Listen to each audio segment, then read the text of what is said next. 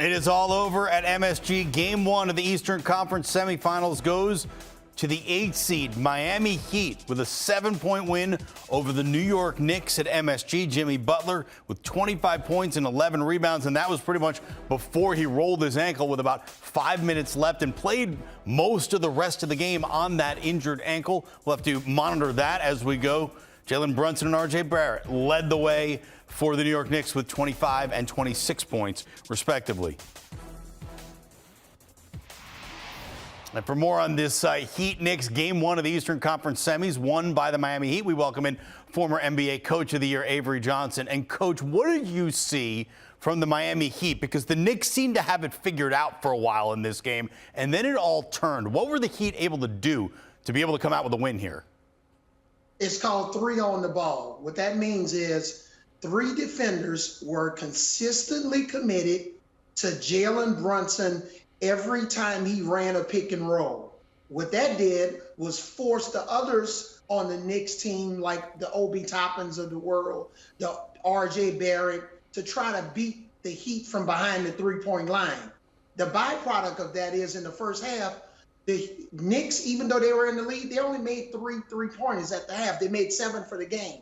So what the Heat did was really suffocate Jalen Brunson, forced him into some really bad plays. His 25 points tonight was very inefficient. He wasn't his normal self. They benched him for the first part of the fourth quarter. So they did a nice job of slowing down the head of the snake, the guy that has the key to the car, the engine to the Knicks car, in defending Jalen Brunson. Well, you could say those same things about Jimmy Butler with the Miami Heat. He is the straw that stirs the drink, to use a New York term, for the Miami Heat.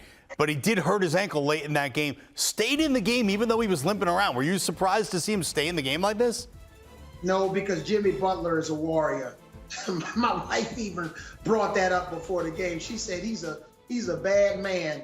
And what happens with a guy like Jimmy Butler, he understands even if he's got to miss game 2, he wanted to make sure that they secured this game 1 because ankles, the soreness that's going to set in, the swelling. So we don't know his status for game 2. But he's a warrior. He's a guy that's a leader. And the coexistence of Jimmy Butler and NBA champion Kyle Lowry, their leadership really propelled the Knicks tonight and frustrated the backcourt of Jalen Brunson and R.J. Barrett, because R.J. Barrett spent more time complaining to the officials than he did playing some really good basketball. No doubt about that. Hey, I tell you something, Julius Randle could probably tell you something about ankle injuries and how long they can linger. He wasn't able to play in this game 1. What did the Knicks miss out by not having Randle in the lineup, and how badly do they need him back there quickly?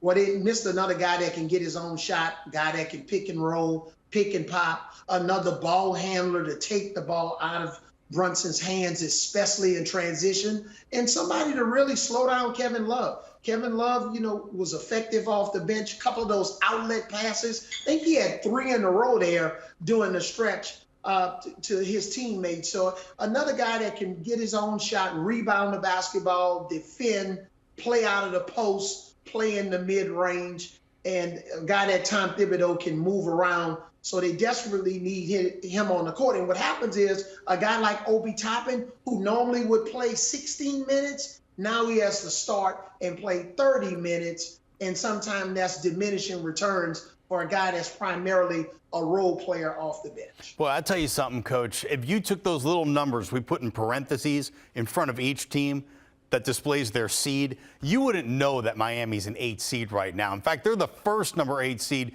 to win 5 of their first 6 postseason games in one postseason. They're kind of that team that always figures out a way to win, or at least they're on a hot streak doing it right now.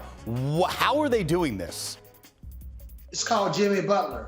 When you can score 98 points in 2 games against the number 1 seed Milwaukee Bucks, you don't really have to do much talking. Your leadership is by example.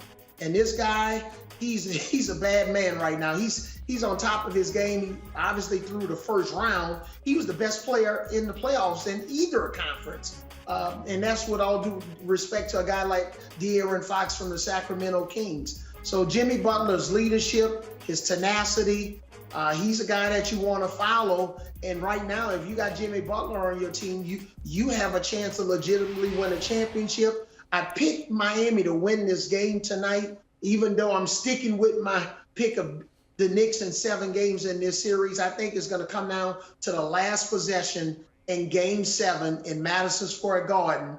And I believe Jalen Brunson is going to come through and make that game-winning shot to lead the Knicks to the Eastern Conference Finals. But we have a long ways to go. The Knicks got to try to get a split in this next game at home. Hey, man, look, Knicks and Heat going all the way to the distance. It's kind of all we know. They did it 4 times in a row from 97 to 2000. You say we're going to be back at MSG for Game 7, but the Heat get off to the 1-0 series lead thanks to a 7-point win in Game 1.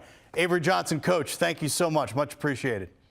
And Game 2 will come your way Tuesday night from MSG, where the Knicks will try to regain something and get 1 game in this series. Right now, the Heat have the home court advantage, having taken Game 1, and then the series will shift for Games 3 and Games 4 in Miami. And after that, it's all if necessary.